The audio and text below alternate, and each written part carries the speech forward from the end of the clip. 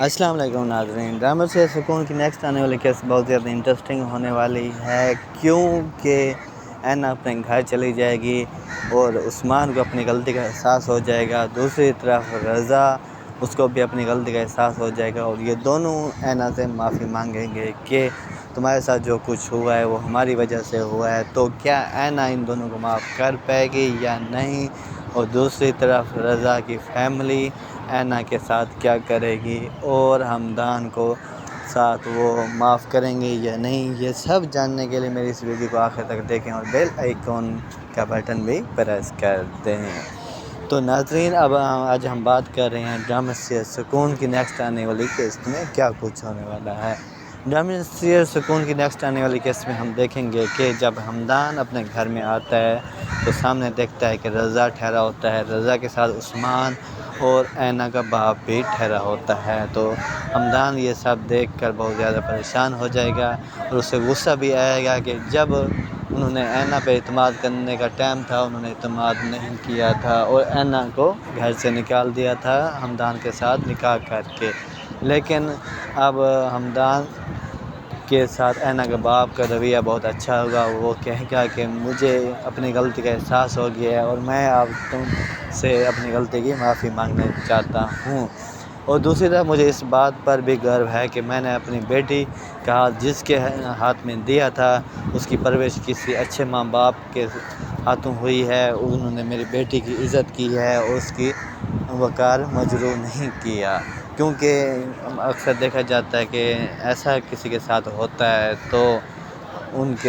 اس لڑکی کے ساتھ رویہ بہت برا ہوتا ہے اور ان کو نوکروں کی طرح رکھا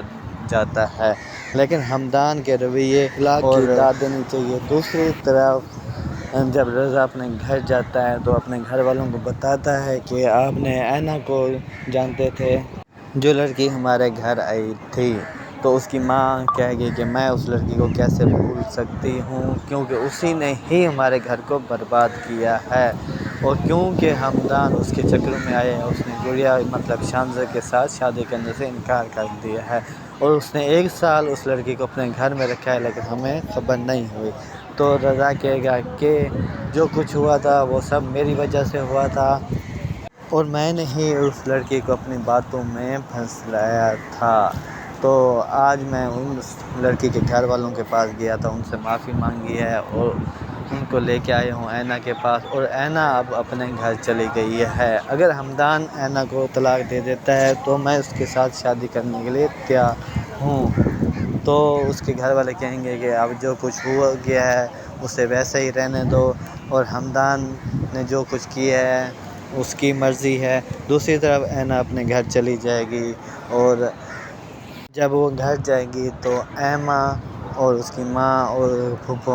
اس کا بہت زیادہ خیال کریں گے اور ان سے معافی مانگیں گے کہ جو کچھ ہوا ہے یہ ہماری نااہلی کی وجہ سے ہوا تھا کیونکہ ہم نے تمہاری بات نہیں مانی تھی، اس لیے ہم تم سے معافی مانگنا چاہتے ہیں۔ دوسری طرف حمدان